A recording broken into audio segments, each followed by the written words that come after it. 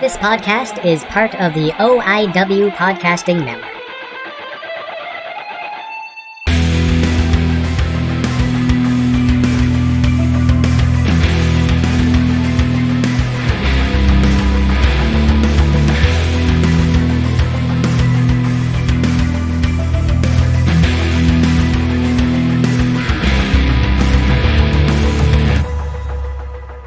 Good morning, good evening, good night. How is everybody doing out there? This is Gilmy again, and on the line here, I have a guest right now that I have wanted on my podcast since day one. I have the Notorious T.I.D, Chris Tidwell, coming on the show. I am super excited about this one, guys. So, how's it? Hey Tid, how's the day going, man? It is, the sun is out, so, we're this side of the dirt. It's a fantastic day. I mean, we make the best of everything. But I'm just happy that we've got some warm weather and some sun, and I get to enjoy the outdoors. I got a fantastic backyard that I usually don't get to see very much, because especially, with travel and always being gone from home for wrestling and other wrestling things, it's kind of weird. I've actually noticed things around my house that I, never noticed, and I've lived in this place for 14 years now. So it's just, I don't spend a lot of time here. It's weird. You know what? This morning I was actually out at Home Depot. I braved the lines. Yes, guys, I wear the masks. I do the safety thing. I yell at people to get the fuck away from me. Because I was doing that before all this COVID stuff started. Oh, Not yeah. so much wearing the masks, but yelling at people to get away from me, and when I go out into public places and stuff like that. Listen, you talk about Home Depot. I did a thing just to try it. I was like, okay, let me see what this online ordering is like for Home Depot, because I spend a lot of time, in and out of places like that when I can. And obviously, with me being at home now, I've got a lot of things on my plate that I got to get done. But I don't generally like being around a bunch of humans like that. It's different inside of a wrestling show, the wrestling community, the fans, the people, the wrestlers themselves, that's completely different. But being out with civilians, I'm not a big fan of time, so I don't go there. So I said to myself, okay, let's try this online ordering thing. Let's see how that works. And we've all shopped on Amazon. We've all done that thing, but it's different when you got to get it from a store that's local. You know what I mean? You got to get it from a place that you're all just easily just walk in, get what you need, and walk out. It's completely different. So I did it. Just ordered up a couple of things that I needed around my house. 4 days later, I was able to go and pick it up, curbside pickup, and I'm fine with that. You know what I mean? The less people I get to actually see during a day, especially on a day off for me, the better. You know what I mean? Like, I do not really care. I'd much prefer to just be able to, in the background, put on a good, kung fu movie, a good Shaw Brothers movie, or a good old wrestling match or something like that. Go about doing my thing. Even I spend so much time watching them on my phone because I'm always on the road. I'm always on the go. I'm always doing something between wrestling myself and our ring rental stuff through Crossbody Pro Wrestling Academy and that, right? And with Rock Solid Wrestling, like, it's crazy. So I was very happy with the curbside pickup. And, I just got to sat there in my truck, and somebody brought my stuff, and they put it in for me, and I got to pull away. Boom, easy peasy. So it was good. Was Home Depot busy when you went in there? It wasn't so. Okay, I'm an early morning guy, so Right. I'm up 6:30 for me is a late start. So me and the lovely wife went there, and we went to the garden center. I needed a couple concrete slabs just to raise. Got a new canopy, and it's a little off center, so we're just gonna get a concrete slab for the one corner. Actually picked up 5. In and out to the garden center took us 5 minutes. For the main store, Nice. For the main store, it was about 20. And my wife said, "Okay, you go sit in the van, relax. I'll deal with the people." Because I have realized I don't have a filter anymore when I'm out in public. Like a couple months ago, yeah, I would wait. I would be the nice, polite guy. I'm the nice guy. I have the reputation as being a nice guy. But now, I don't want people fucking near me. I don't. I want them to stay there 6 feet away. Just follow the rules, man. That's it. If you're not wearing a mask, stay a little bit back. It's okay. You don't have to reach over me to grab shit in the store. Exactly. I'm a pretty big dude. I'm 6'2", and well over 2 bills. With the quarantine, I'm getting bigger and bigger by the day. But why would you want to reach over a big guy you don't know, man? Like you're what, 6'6"? I am 6'4", 6'5", depends, 6'6" in my boots probably. Okay. The old Peter Smith, routine. You throw something in there, makes you a little bit taller. Everybody's an inch taller in wrestling. I don't know if you know that or not. Everybody's an inch taller and at least 10 pounds heavier in wrestling. So, trust me, dude, I get it. And you talk about how you got the freedom to go sit in your van. Your wife was going to deal with everything there and that. This is something that it's a very Canadian thing I've noticed, because I'll go out, my wife and I'll go do some shopping when we need to, because, food needs to be brought into the house. We'll go out there, and when we pull into the parking lot, I'll see it. I'll see all these dudes just sitting in their vehicle in the parking lot when clearly their wives are in the store doing it. And I was like, wow, that's the dream right there. Oh yeah. Well, here's the thing. I've been with Catherine for about 20 years now. Yep. And she is my partner for life, love her to death. Any crazy idea I come up with, she's behind me. 100%. Will she give me shit about some of them? Yes. But my heart's set on it. She'll go do it. She knows I'm just really stressed out at work, and she's just like, okay, I'll be gone half hour, and you just sit, we'll relax, and it's the taking care of each other. I think, because it's 100% the best thing you can ever do in life. Yeah. Trust me.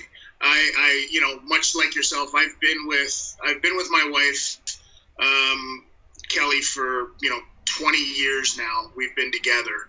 We've been married for a lot of them. I'm not even going to count right now because I can't, and I'm glad that she doesn't listen to this stuff, because she'd be punching me in the face right now if she did. Same. This is why I have reminders in the phone. Things. When you find that person, that you can have that bond and you can have that tie with, like, it's a special thing. You know what I mean? I spent the first 30 years, of my life just chasing tail and putting notches in the bedpost, so to speak, and doing whatever I wanted and running around. Hell, let's be honest, I am a guy who lives in another country right now. Being an American, it's not just a gimmick. I am actually an American, and I do actually live in Canada, and the reason being is because I was asked nicely by a member of the courts, a judge, to not live in the city that I lived in anymore. Basically, I got kicked the fuck out. So when I came to Canada for a reason, my mother she had already married somebody and was living in Canada. I said, hey, you want me to come up for a visit? She was like, absolutely. When? I said, how's tomorrow? She's like, sure. I said, cool. Here's a caveat to that. Can you pick me up in Buffalo so that, it's easier just to drive across the border? She's like, absolutely. I said, great. Because I didn't want to have any hassles getting into the country as, an 18-year-old, a recent 18-year-old who got into a shit ton of trouble. I came up here. People were completely different. The lifestyle is completely different from what I was used to. But I managed to find, the one commonality across the board, dude, is that human nature and humans are the same no matter what country you live in or come from. They're all looking for something, and it's either companionship or just straight up sex. And for the first 30 years of my life, probably 20 because puberty. But that's all I was looking for was that. And then I met the person that I'm with now, and everything was just perfect. Everything clicked. And this was the person that I wanted to be with. She knew what I was already doing before we got together. She knew about me being a wrestler. She knew about me running security company stuff. She knew about my past, and she knew about my exploits, if you will. And that was cool. She still accepted me for me, and that's what made the two of us, get along so great. So when you find somebody, especially if somebody that you've been with for 20 years like that, man, cherish every second you got, because clearly that means one of two things. It either means that you're doing something right, or she has really good medication to put up with your sorry ass. Well, since we live in Canada, since something became legal, we're both big fans of it now. Because it's fun, man. We get the giggles and we cuddle, and just that's pretty much it. We just have it. Well, yeah, we have a little smoky smoke before bed, and that's it. That's amazing. Good for you, man. Oh yeah, but her only rule was had to be legal, because I couldn't. How should I put this nicely? I got 4 kids. That's it. Sure. Absolutely. You can't jeopardize the well-being and the welfare of somebody else doing things that are illegal. Yeah. So you know what I mean. So either you have a license to do it, or it becomes a legal thing across the board. 100%. Yeah, I get it. Oh yeah. And that's what you call adulting, bro. Responsible adult. So good for you. Hey man, I've been adulting for a long time now, and yeah, didn't expect to go into marriage talk with Tid. All right. Well, first question, and I sent a couple people. They're like, hey, I'm getting Tid on the show. Any questions? Oh my God, yes. But first one, what was the spark that got you interested in wrestling at the very beginning? So at the very beginning, like I am a Las Vegas boy, born and bred. I mean, that's where that's and to even further the point, actually North Las Vegas. Not exactly the nice part of Las Vegas, if you will, but that's where I'm from.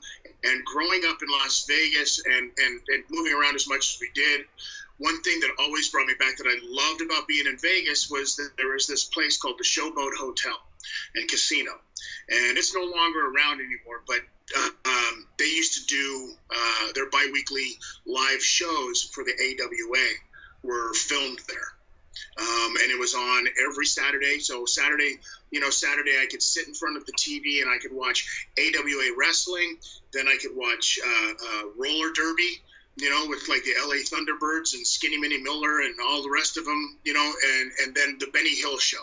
So as a kid, that's fantastic. You got some violence, you got some roller skating with violence, and then you got the possibility of seeing some boobies on the Benny Hill show. So, that's really where I started, and it was AWA that got me into it. So, a lot. And then I was at a live event one time, and, a lot of other people have said this before, like the old Jimmy Snuka story. You know what I mean? But for me, it exactly was that. I can remember sitting there at the Showboat at the show when he was feuding with Colonel De Beers. And he was having another match, and De Beers comes out and does a run-in, and during the run-in, he grabs Snuka, beats him up, throws him to the outside, peels back the padding on the outside, and then gives him the fucking kabuki crunch right on the concrete floor. Jimmy's busted all wide open, bleeding all over the place. The stretcher comes out and they wheel him out. And as I was sitting there and I'm looking, I'm like, holy crap, this is incredible spectacle, and I can't believe this is going on. But my mind started looking out into the crowd, and it was the crowd and the fixation that the crowd had on this act of violence that was going on in front of them. But even though there was an act of violence, you know as well as I do that in real life that isn't theater, when there's an act of violence, you do one of two things. You either try to intervene or you try to stay as far away from it as possible. The crowd at this wrestling show when I was a kid did neither of those things. They just stayed right where they were and either booed or applauded.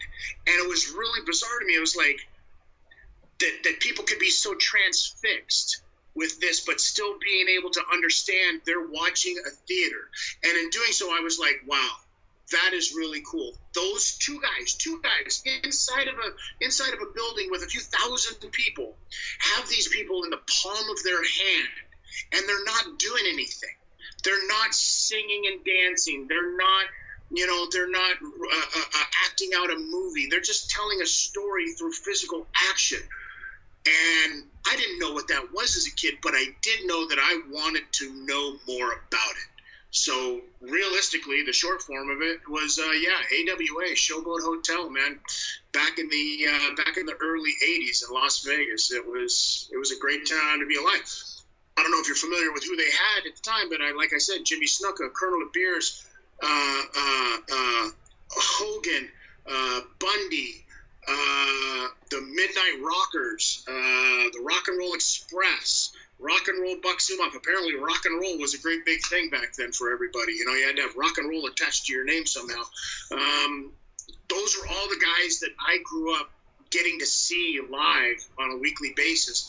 And then that got me into, well, wait a second. This is just this one thing. What about this other thing? And then we had this other TV channel that used to every once in a while air Portland, Washington, wrestling out of there, which was guys like Iceman King Parsons and Billy Jack Haynes and Leapin' Lanny Poffo and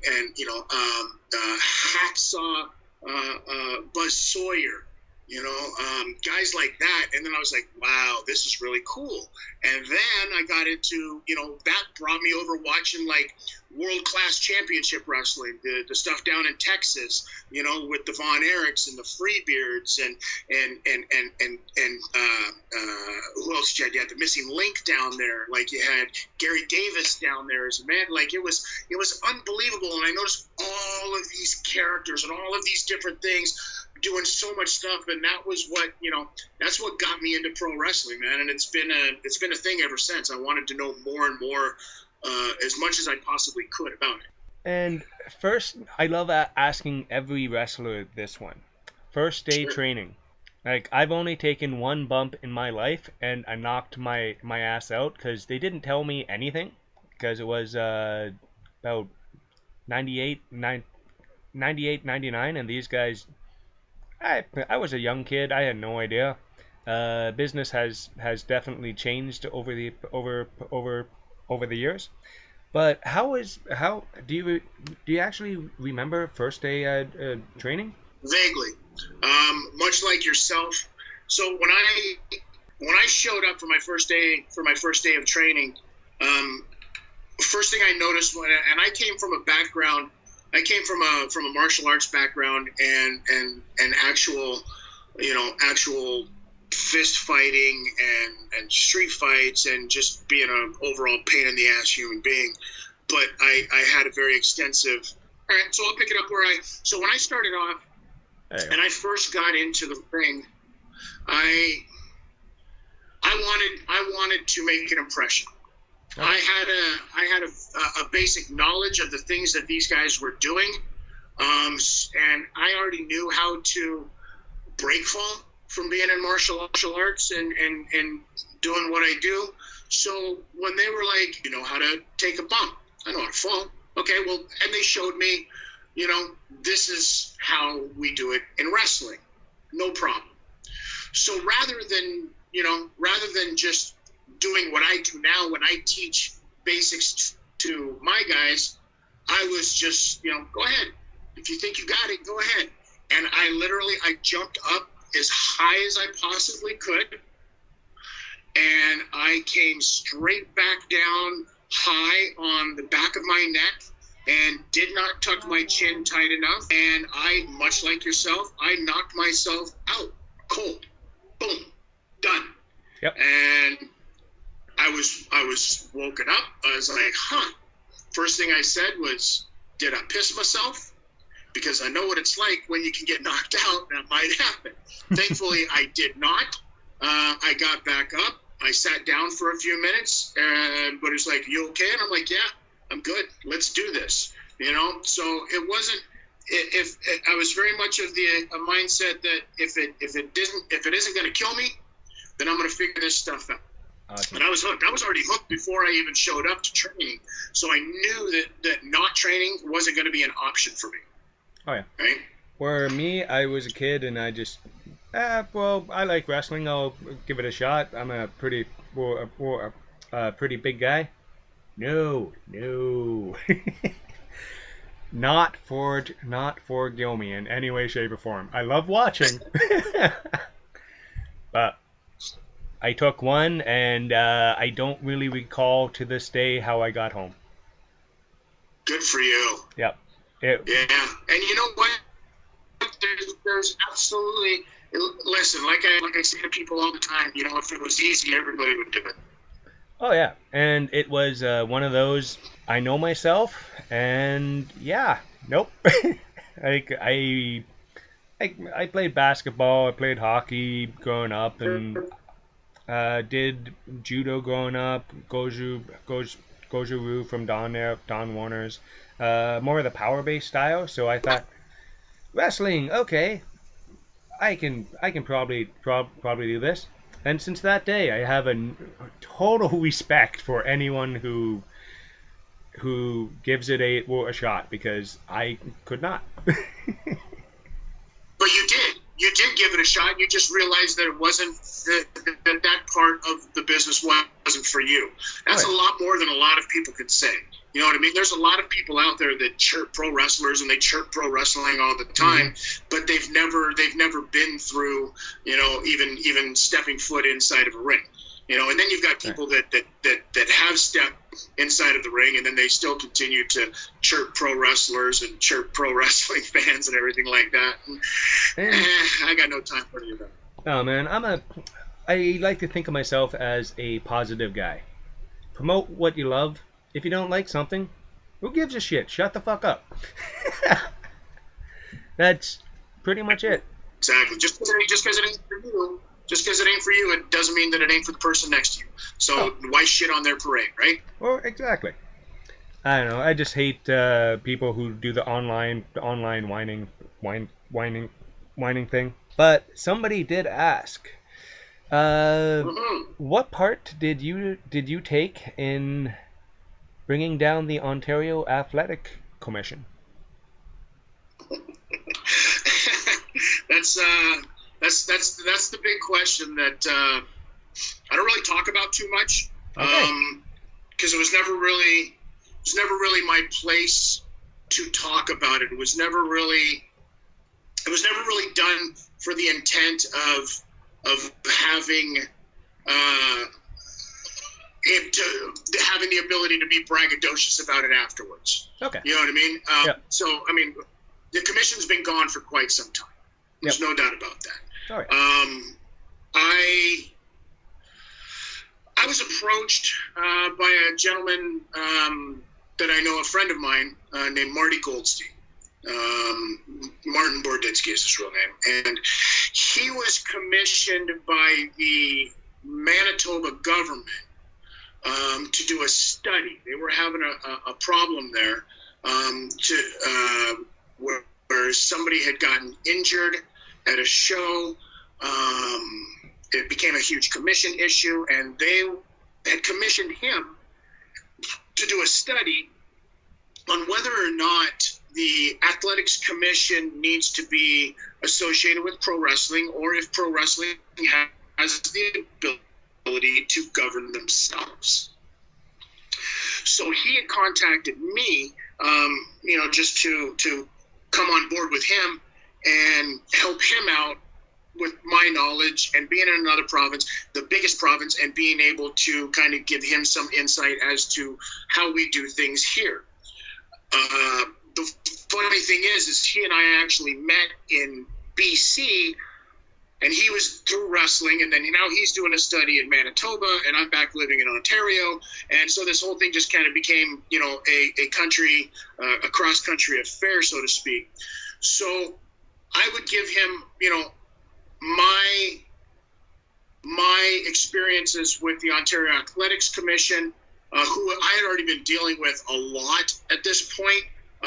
The commissioner at the time was a gentleman by the name of Ken Hayashi. He is no longer the athletics commissioner. It's kind of a weird thing. The commission is the athletics commissioner is not. It's a government position that is not voted in. So until the commissioner decides or is forcibly taken out of that position, once he becomes that commissioner, he's the commissioner for as long as he really wants to be. Ken was always a guy who came from the world of karate. He was a karate guy. He's a martial arts guy. He did not understand nor care to even want to understand what professional wrestling was.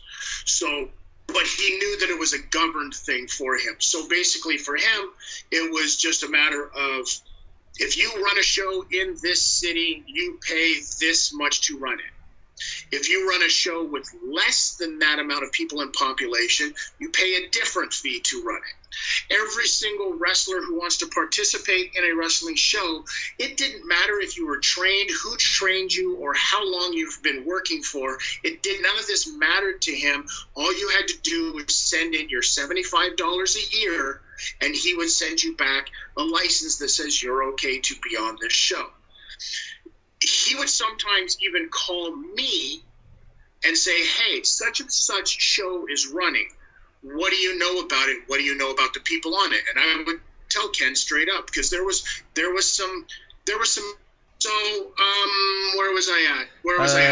So the only reason that the commission was as tight in Ontario and is because the amount of money that the commission would bring in the WWF at the time. Oh, yeah. Later the WWE. Ontario and Toronto more specifically was set up for an office for WWE to run their Canadian business out of.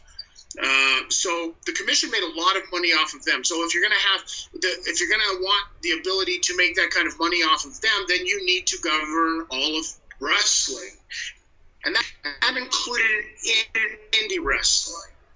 And that is basically the equivalency of having the same rules and taxes in place. The difference between, say, like a Walmart and a small one-person mom and pop run shop, in your local downtown small city. You know what I mean? Yeah, like a convenience store or something like that. Exactly. It's not equatable. It's just not equatable. And they tried to make it equatable based on the fact that was another thing with the commission was you had to pay your fee for the city you rented. You had to make sure that all of your wrestlers were licensed. And then you had to pay a gate tax. So depending on how many people you drew, you had to pay X amount of dollars, all of them, back to the commission. So the commission was making great money off of things like, the WWF running here. But in doing so, their policies were just strangling independent workers and companies in doing so. So fast forward to when Marty, I did this survey thing, this study for the Manitoba government, and basically we established, the reasons why the business of professional wrestling does have the ability to govern itself. We were able to do so, and they no longer looked at pro wrestling as something that they needed to be a part of. So in doing so, and once you establish that kind of precedent, then it makes it much easier to do that across the board of Canada. And the next step for us was obviously being able to get it done in Ontario. Before we were ever, once we got the study the Ontario Athletics Commission was like, well, I guess we're done here. And they just stopped overlooking wrestling because they knew what was headed their way, thankfully, and they just concentrated more on, they had this thing coming up called, mixed martial arts that they were concentrating on because, like I said, the commissioner was a very big karate guy. And he wanted to have his focus on that. So it made it really easy for us, in my opinion, and some would say it was much harder, but it made it really easy for us to be able to go in there. The timing was right. Everything worked out perfectly. And I'm just glad that I had a crew with me that was very, very smart and persistent in making sure business wrestling were okay with being ourselves. Now, if you ask me if we've been able to do so since then, I will lie and say yes, but the truth of the matter is indie wrestling for a while, in Ontario especially, became very, very horrible for a bit there because everybody thought that it was just free reign and the doors were open and that they were going to have the ability to bring everything that they did from the backyard into a building in front of people. They couldn't have been further from the truth because it was very dependent upon the veterans of the business to then go through and say, hey, you're an asshole, you're not running, you're bad for the business, get the fuck out. And that's what we did. Awesome. Because I've been to some indie shows which were amazing, fantastic, and I've been to some where I'm just like, who are these guys? What's going on? Like, just people, hey, there's a show going on in Hamilton. Want to go? Sure, I have no idea what's going on, and I've been a fan since WrestleMania 3, so I know what wrestling's supposed to look like, and I know it can be interpreted in different ways. There's different styles, there's different this. But if you know what you're looking at, you can tell a guy who's been properly trained versus a guy who just literally walked in. But that might be just you though, dude, that can tell that. Because for the most part, when people see the poster and people see the show, they just look at it as pro wrestling.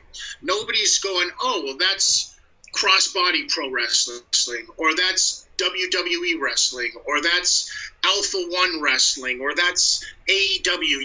They just look at it and they say it's pro wrestling. Yeah. Right? So when you get guys out there and they go out and they put such a shitty sour taste in the fans' mouths, the next time they see a poster up for pro wrestling, it could be the greatest fucking show on earth. They're not going to go and check it out because, a couple of dipshits went and ruined it for them a couple of months prior. Oh, yeah. And that's what we ran into. Yeah, because that is because I am a huge wrestling fan. You want to call me a mark or whatever, I don't care.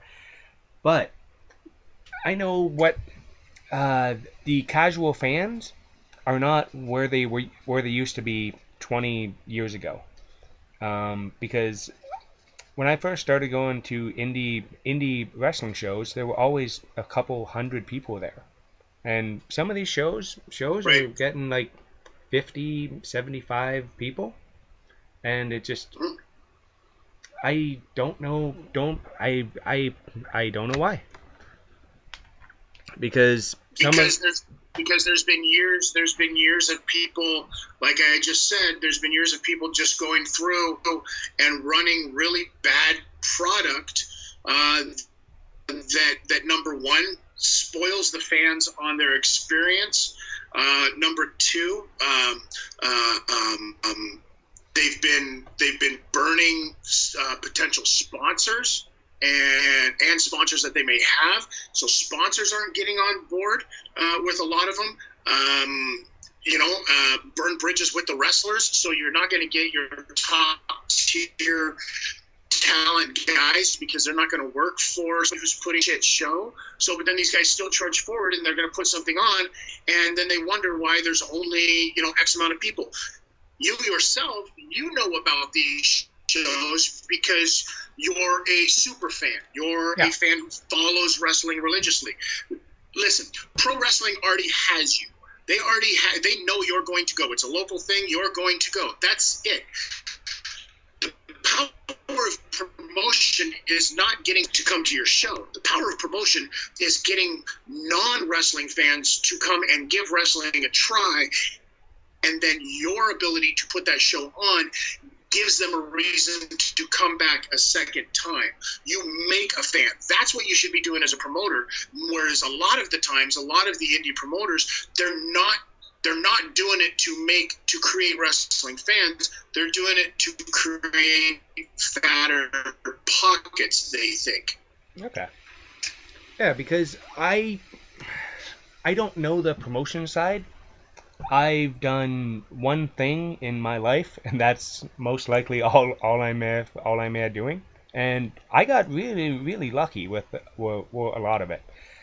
When I interview promoters, the biggest thing they all have said is getting new fans, because just getting the show bigger and better. Yeah, well, and that's just it. That's really what you've got to do. And I mean, don't sell yourself short. I was at that fundraiser that you did for a fantastic cause, I must say. Yep. And never sell yourself short on what you accomplished there, because you had a goal, and you superseded that goal. So in my opinion, and actually matters, you did great. Don't ever sell yourself short on that. Thank you. And I fully remember you running around like a chicken with your head cut off all day long. I can only imagine how many shirts you went through, sweating your life away. Oh yeah. But it was great. It was a fun event from what I saw. Yeah. Oh yeah. And I've got a couple people asking, "Oh, when's the next one?" I'm like, "I'm good." I don't know. This is what you tell them. This is what you tell them. Yeah. You'll be the fourth person to know. Oh yeah. First person is always going to be your partner, your spouse, or whatever the case may be. Yep. The second person to know is going to be the people who venue the chief. Third person to know is going to be the person that makes your posters and your print work, and then everybody else after that, as soon as it starts getting to advertise, that's the fourth person. So I just tell people, man, you'll be the fourth person to know. Oh yeah, because I want to do another one. I think London is a town that needs more wrestling, and I really do, because they have fans. They have fans here, like the wrestling nerds, the scumbag guys. There are some really hardcore fans in this city, and for my event, they all came out. And to all those guys, thank you. Yeah. London, Ontario, Canada has always been a fantastic city to run, and it kind of, London kind of embodies everything that I talked about already with wrestling and promotions and the commission and promoters and everything like that, because back in the day, you had the big guys that would come through and whatnot, and then when indie wrestling was really blown up, you had what was it, HWF, I believe it was. Yeah.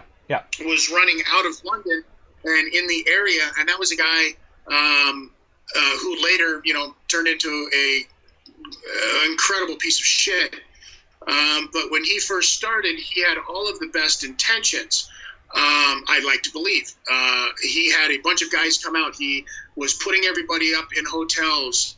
Everybody was doing a ton of promotional stuff to help the shows. He had sponsors like, Molson or Labatt, one of the big beer companies and stuff like that. He had big sponsors that were putting in big money so that he could have bigger names, and then a lot of the local guys were going to get the rub off of being on these shows. And I think, he was drawing, area over 1,000, 1,500, 2,000 people when he was running shows. And then over time, I think the business, the business got to him, and he really turned into a different human being that pretty much burned that city for the longest time. And then wasn't until like recently in itself that, some companies have been able to go back there. I know that, one of the first companies to go back there, one of the reasons that they were able to get into London, I believe it was a company called Smash. Yes. And they were one of the, as far as I know, one of the first indie companies to end up back in London running after the whole HWF, and Mark Anderson was the promoter's name after his, bullshit burning of the city. One of the reasons they were able to do that was of my partner, Ben Ortmans, and his ties in London with the people that he knew, and was able to get the club for them to do their show in. So if you've got decent people doing decent things for other people, then it's a fantastic city to run wrestling in. And if you just try to go in there, and shit all over it, and try to take advantage of it, and not work your garden, so to speak, you know what I mean? Oh, yeah. If you just keep taking it from the garden and not replenishing it, then you're going to see how a town gets burned very quickly. And London, like I said, London used to be fantastic. And, who knows, maybe you can make London great again. Oh, yeah.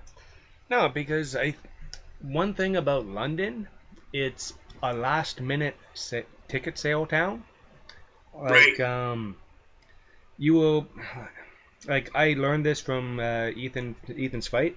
I had about 40% tickets sold up until the last 3 days, and then I sold the last 60% in 3 days. That's amazing. Good for you. Yeah, that's why I kind of was sweating and running around like crazy, because I wanted to make sure everybody had a good time, and that's it. Yeah, I loved London. I always liked wrestling in London. I not so much now that I'm older, but when I was younger, it was great.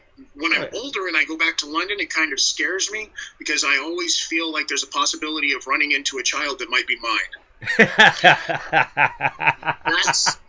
That's the kind of city I remember London being. Oh, God, that's great. Sorry, man.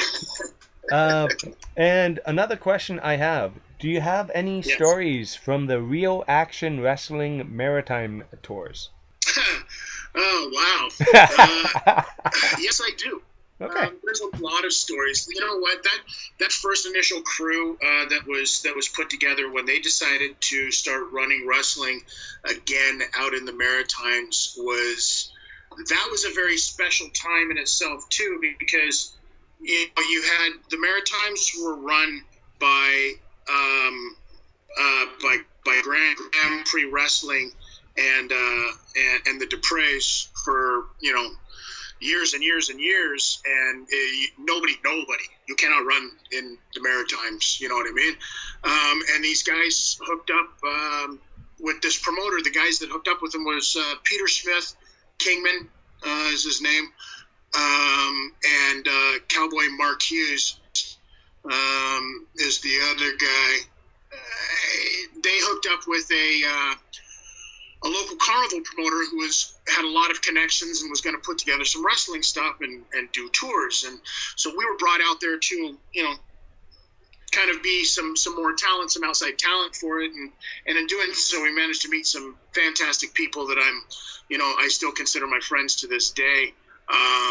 Stories from out there, there's probably too many to mention, as some of which will never ever get mentioned by me, because it's not my book to tell, and I don't ever want to throw anybody under the bus like that.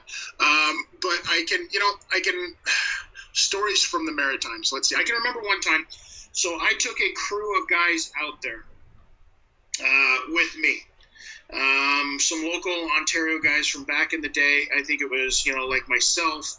I think I had L'artiste, who was out there with us, who was doing, I think he was doing the L'artiste thing. Yeah, he wasn't doing the Phil Lagio thing. I had the Hunks, Jamie, God rest his soul, Jackson, and Custom Made Man were out there with me. I had JQ Public out with us. And I can remember one time we had been, and Otto Bond, God rest his soul too, our resident driver. And if you've ever taken a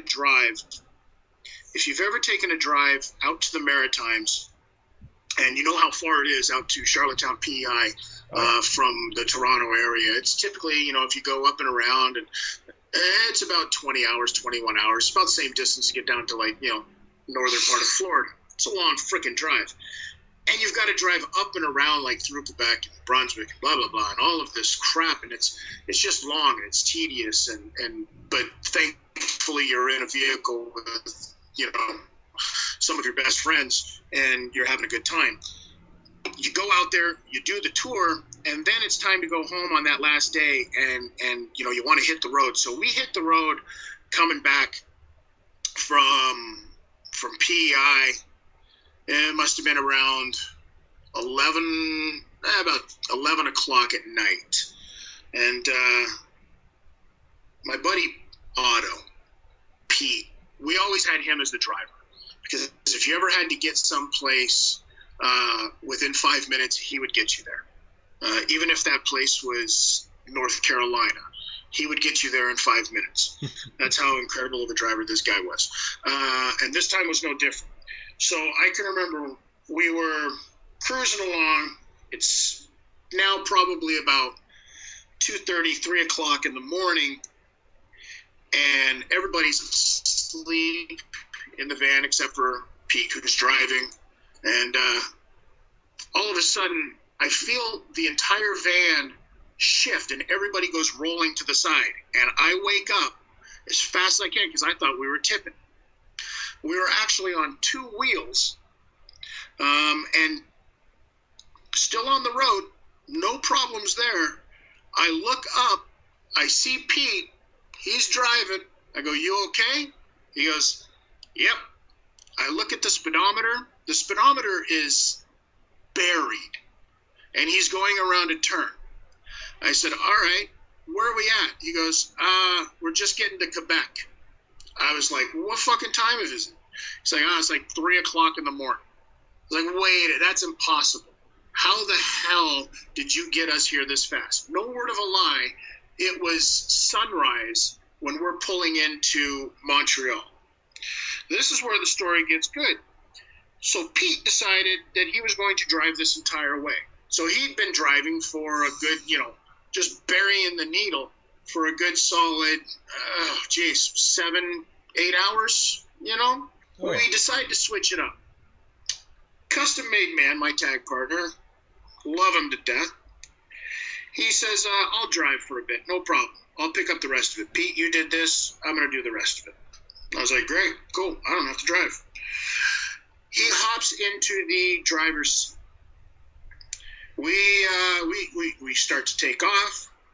We are literally, and I'm not even exaggerating when I say this, we are 35 minutes into this drive, and Custom is asking somebody else if they can drive because he's falling asleep at the wheel.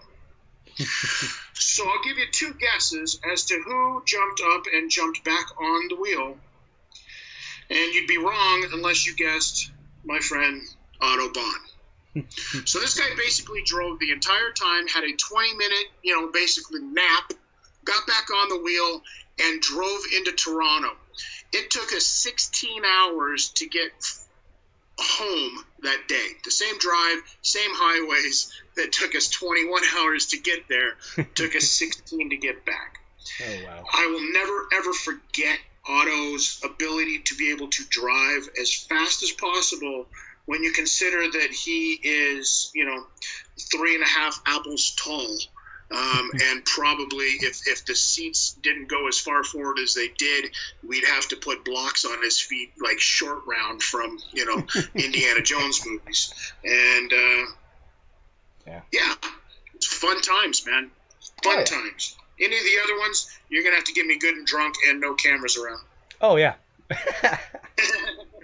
And also, speaking of drinking, thank you very much for telling me which tequila to start drinking with, because I think I'm moving from bourbon to tequila now. Yeah, it's easy to do. Which one did you pick up? Hornitos. Nice. Yeah. That's a good solid. It's not too expensive, so you can get a taste for it. You know what I mean? And like I said, if you do like whiskey and you like bourbons as well, Hornitos actually puts out a black barrel. It is, and it's their tequila, but they age it in whiskey barrels. Oh, that would actually be really nice. So it's a tequila, but it's got that whiskey back almost. You know what I mean? Yep. Afterwards, it's quite nice. Yeah, it's quite nice. I like to enjoy it every once in a while. I'm Hornitos is one like that I'll have on like a Tuesday or something.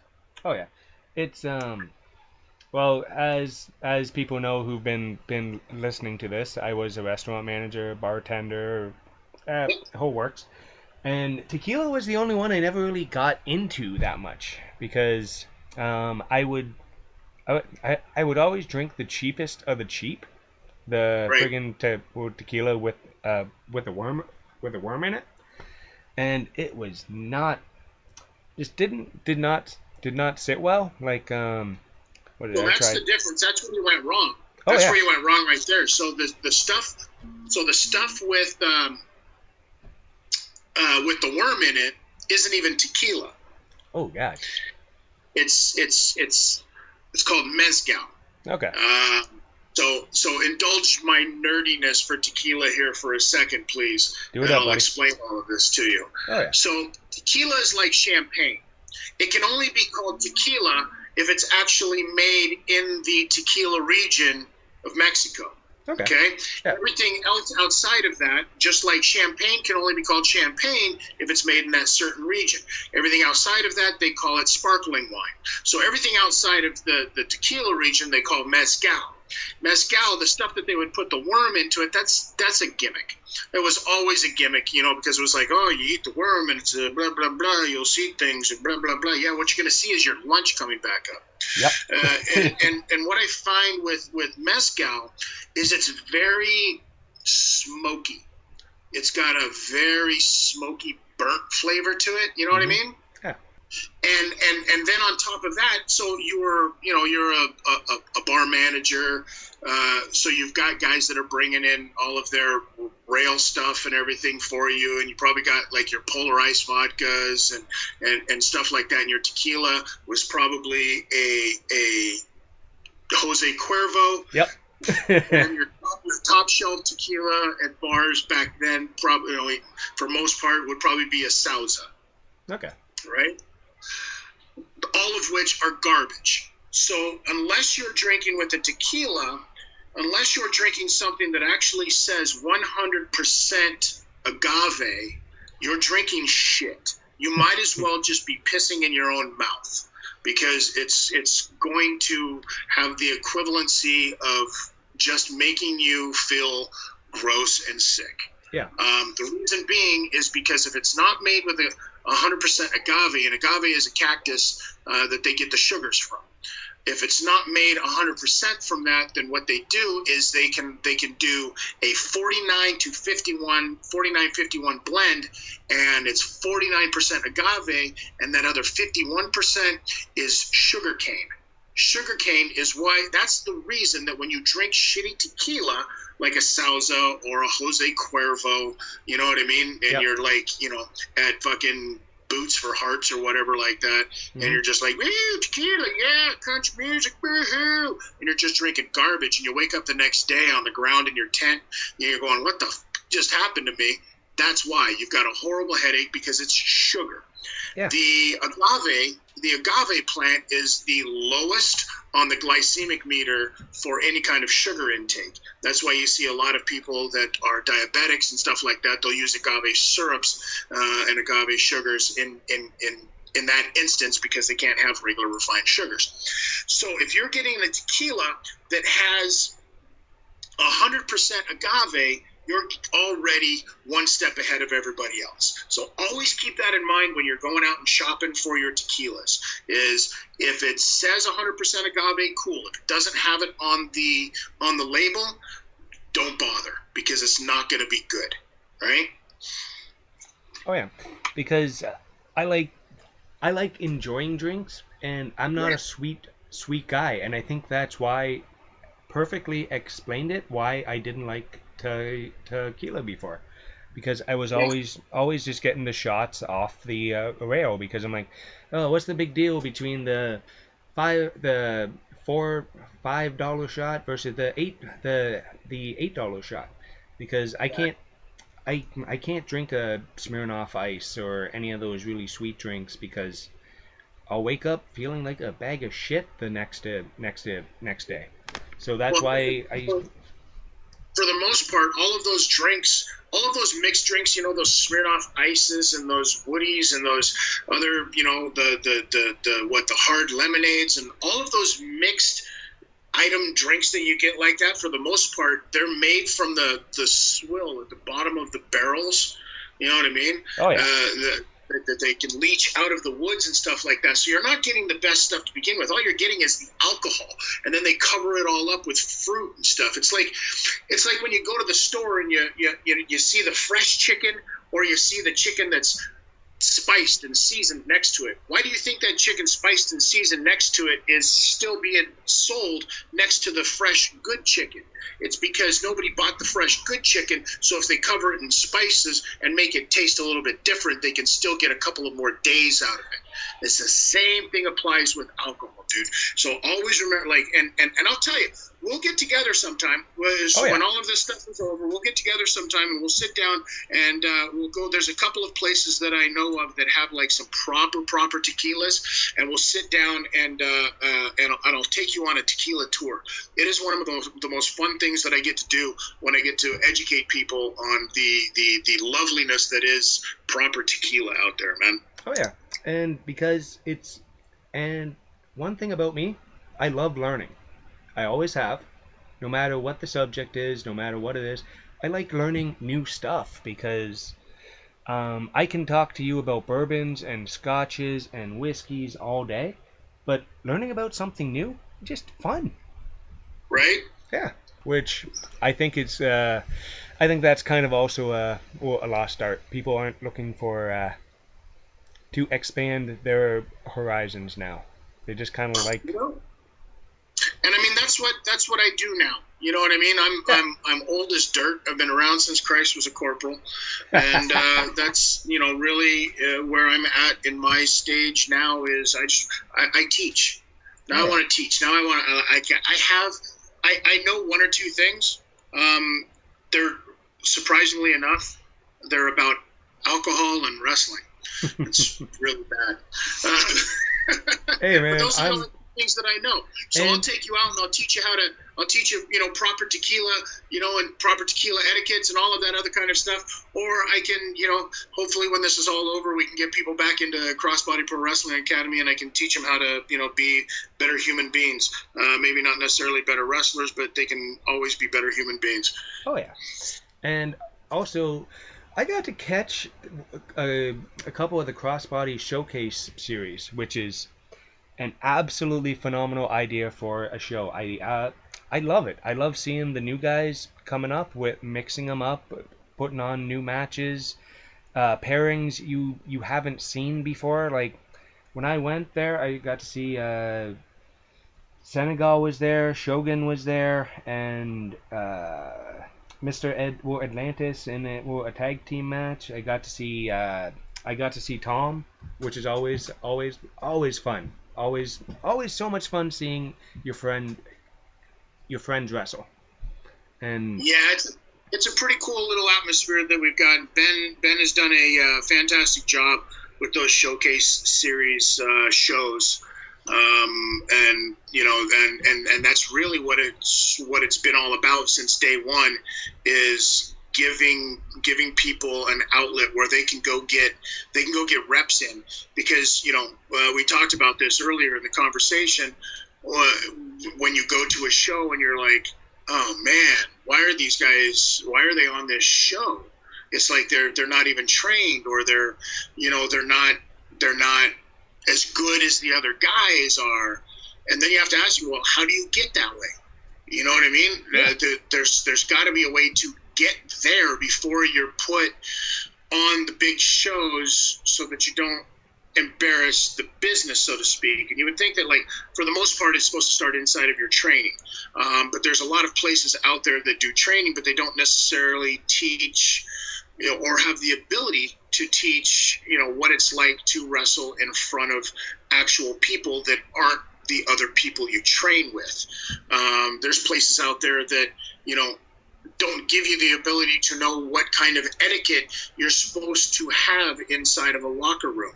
You know, there's specific places and specific people who actually train people, and then those kids go out to a show and don't shake people's hands because they've never been taught those etiquette things. You know what I mean? They've never been taught how to conduct themselves inside of the business. But hey, they got a kick-ass fucking entrance, you know? Oh, yeah. So listen, we wanted to always be able to have a place for these kids, no matter what school they come from, no matter where they live, no matter where they train. We wanted to have a place that was giving them the ability to get those reps in, so that they can better themselves, so that when they do get onto those bigger shows, you know, wherever they come from, they'll be able to go out there and go, oh yeah, I've worked on it, you know, in front of a camera. I know how to work a hard cam. I know how to get my money shots in. I know how to work a crowd, you know, properly. And still get my shit in, so to speak. You know, I know how to do all of those things. And one thing that we've always made perfectly clear is that there will not ever be any kind of drama, any kind of bullshit, any kind of politics, you know, that go on with any of those showcase series shows, because it's about these kids and these guys and girls being able to get reps in. It's not about who taught you or where you come from, or if, you know, they don't like us or they have a problem with us for whatever reason. We've never shut the door down on anybody who wants to come in, who's got the proper attitude, who is willing to, you know, listen to the steps that need to be taken, and have respect for the people that you're sharing that locker room with, and learn these little things that are going to help you when you're on the road. As long as they have the ability to be taught and stuff like that, I don't give a fuck what school you came from, but I just want you to get in there and get as many reps as possible, man, because that's really what you're trying to do, right? You're trying to get as much exposure as possible and get as good as possible. So the only way you're going to do that is to get into the ring as much as possible. So yeah, it's been a great thing, and Ben Ortman's my partner at Crossbody has done a phenomenal job with all of that. Oh yeah, and the Crossbody shows they tend to be on a Friday night, which they're in on Ontario right now. There's not anything going on, but there's normally not a lot of wrestling shows on Friday night, so I'll make the drive. I think I've been to three now. I'll make the drive down after work to Kitchener to see them, because they're fantastic shows, and it's only $5. Yeah, exactly. And you've only been to 3 of them or whatever, so you know, you can always go online onto the YouTube channel for Crossbody Pro Wrestling and check out all the other ones too, right? Oh yeah, and me being the super fan I am, I already have. Well, thank you for that. And guys, once again, go to the Crossbody YouTube channel and check out their stuff. They have full-length shows. They have individual matches set up there. Go check out their YouTube. channel. It is definitely worth checking out. Go like it, subscribe, because subscribing actually helps everybody out, and it's perfectly free, right? Absolutely. Oh, Thank yeah. you. All right. What do I got? I haven't even started how you're the original podcaster in on Ontario.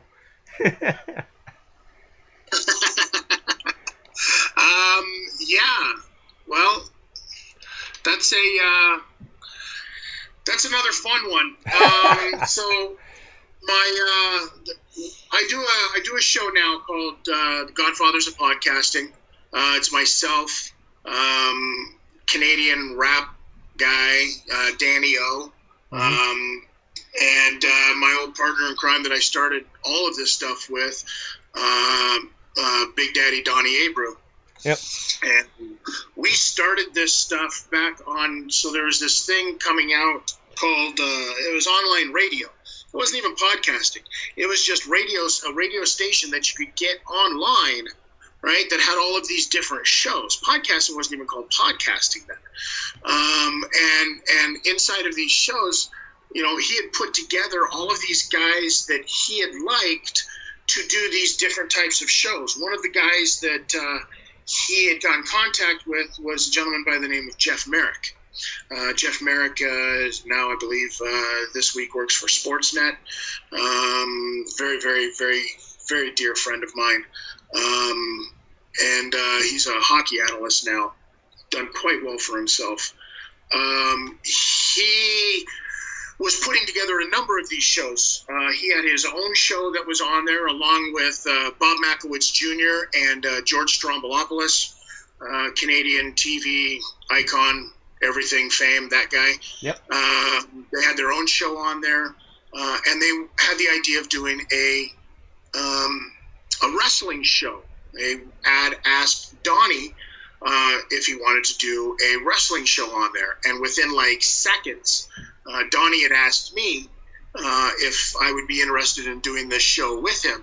And I was like, yeah, I don't know anything about it, but fuck, I got a voice, I can talk, so let's do this, right? Yeah. I can be a jerk. And so we did, and we sat down originally, I think for like 1 week. The show was called Slam, the wrestling show. And then we got a cease and desist letter from Slam Sports immediately, which coincidentally was very funny because they were right across the street from us. Yeah,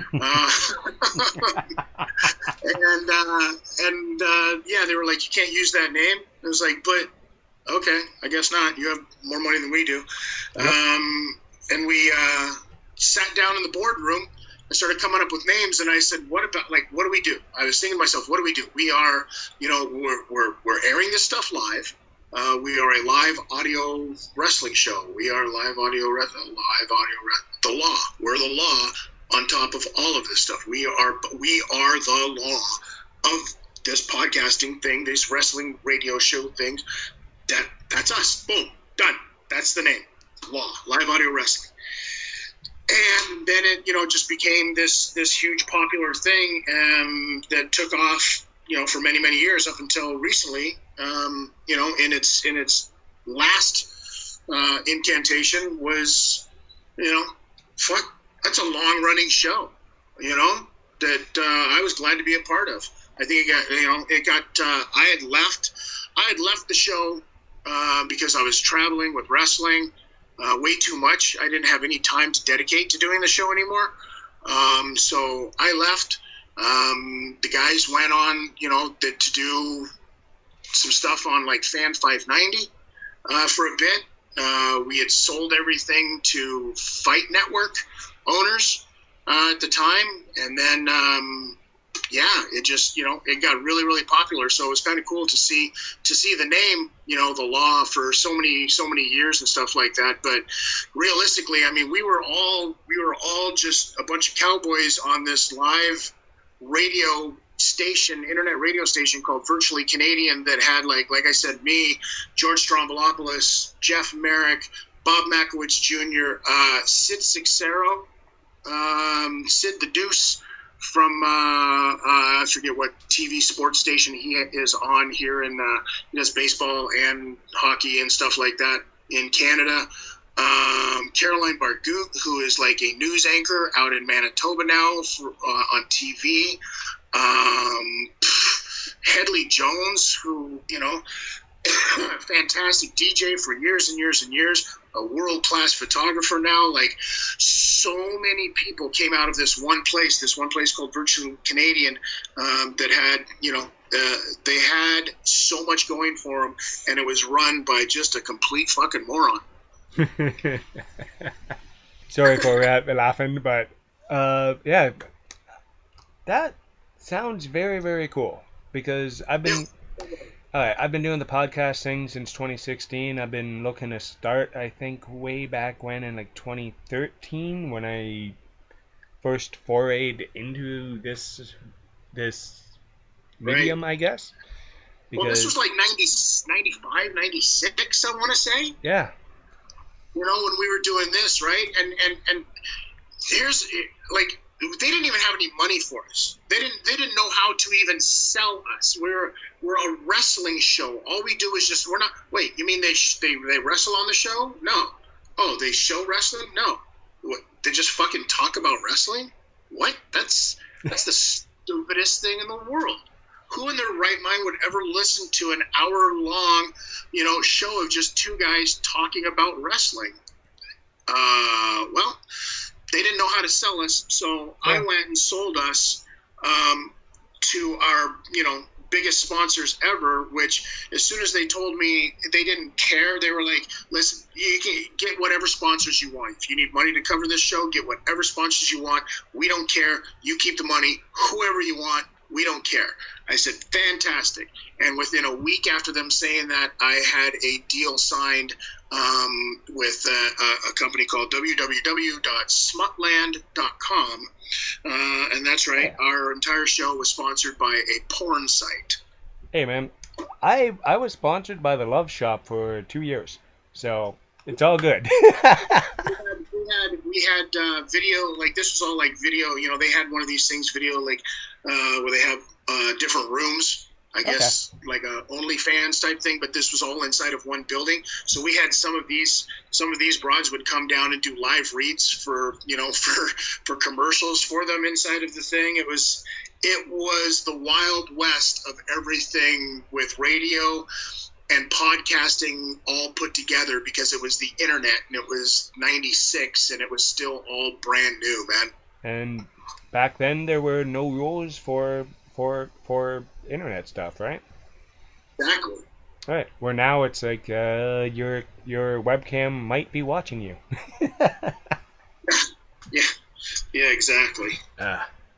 Well, don't know why anyone would want to watch me on a webcam. I just stare at the laptop looking kind of blank, so who knows. Well, that was one of the things too, like when we came back to do this new one with Godfathers, and Donnie was like, hey, we're going to do this live with the video as well. And I was like, okay, I don't know if you guys understand this or not, but I've pretty much got a face for radio and a voice for newspaper. This is my thing. I don't know if you want to put my face out. You want people to watch this, right? Yep. So, and I think people have been watching it pretty well. I think your first 9 episodes have got more downloads than all of mine combined, kind of a thing. But it's taken off pretty well, I think. Well, thank you. Yeah, it's a lot of fun. So, for those of you that don't know, you can go out to the Godfathers of Podcasting.com and check it out. It's a lot of fun. And also buy their shirts, guys. Their logo is really, really cool. Yeah. Oh yeah. Because money. Capitalism. Oh yeah.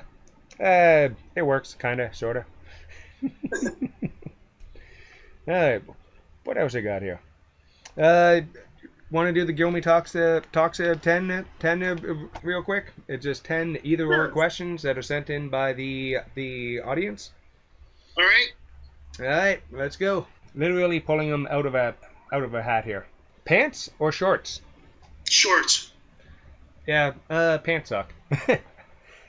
Judas Priest or Iron Maiden? Iron Maiden. Why does nobody pick Priest? Funny story. Living in Vegas, in Vegas, I used to play in a punk band. We used to go down to Phoenix, Arizona, to play with a band down there called 5150 that was from the area. And Rob Halford used to come to the punk shows down there with his boyfriend. Oh wow, that's awesome, man. Totally rad. So cool. Oh no, it's I've been a fan of Priest since I heard Priest way back when. Always loved those guys. But hanging out with Iron Maiden in a strip joint is just a different world altogether.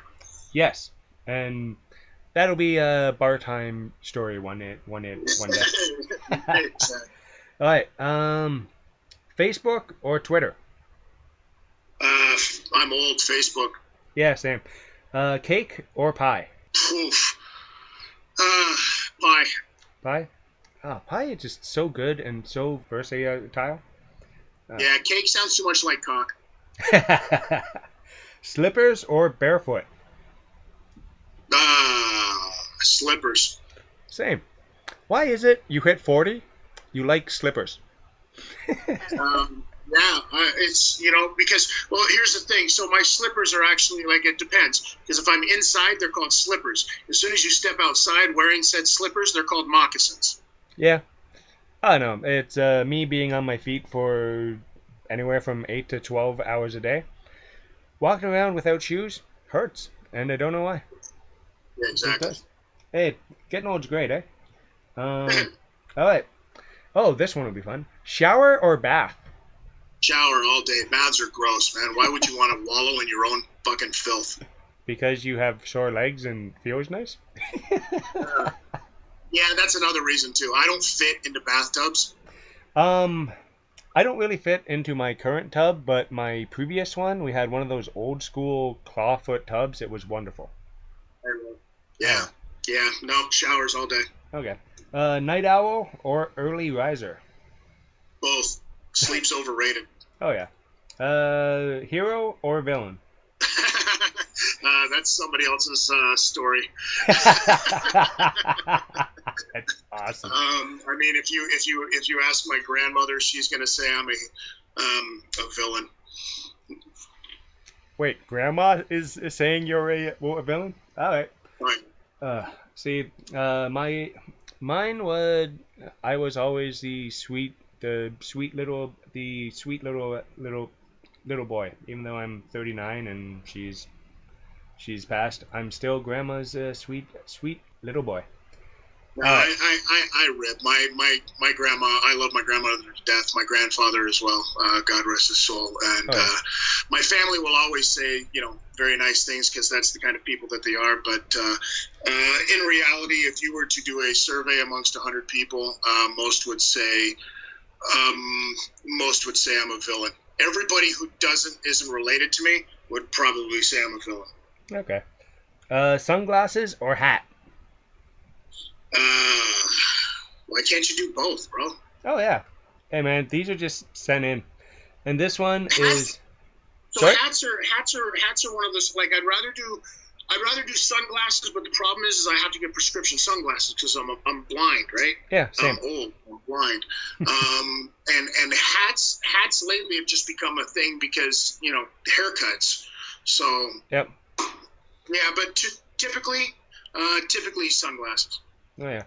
And last but not least, this one is always the number 10 question, and I've had long rants and arguments about this one. Toilet paper, over or under? It's always bangs, not mullet, dude. There you go, buddy.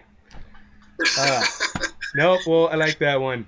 Just like. It's much like me, and every time I talk, over. Oh yeah. And once again, thank you very very much for coming on Gilmy Talks, man. And thank you. Yeah. No, this was fun. I hope I didn't talk too many people's ears off. We're good. It's a podcast.